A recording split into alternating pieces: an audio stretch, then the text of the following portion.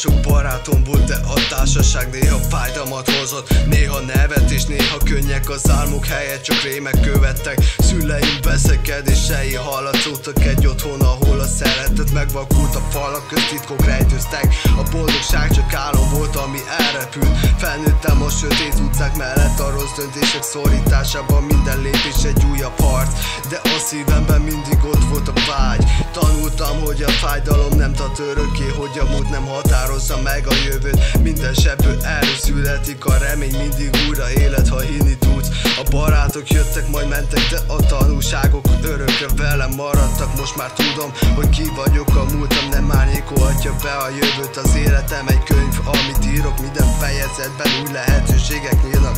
A nehézségek csak a lépcsők az úton, a sikerhez vezető utat taposom. Most már tudom, hogy nem vagyok egyedül, a szívem tele van szeretete, ami ér. A múlt a fájdalmát hátra hagyom, hogy másoknak ne kelljen ezt átélniük.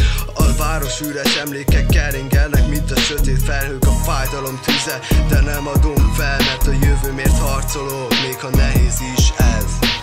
A falak között csak zúg a szó, kiabálás, fájdalom sosem volt jó. Emlékek árnya, mint nem felejtek, a boldogság helyett csak a sötétség kerek.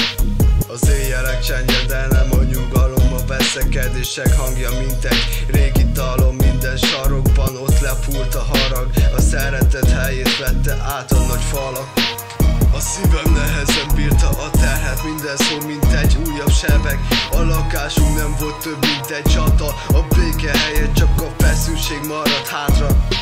Emlékek között járok, de nem találom a boldogság szigetét, amit keresek álmomban. A régi életem, mint egy sötét felhő, a napfény emlékét már rég elfeledtem. De most úgy úton járok, a múltat hátra hagyom, a veszekedések helyett a csendre vágyom. A régi élet emléke, mint egy elhalványult kép, de a jövőm fényes és én újra élek.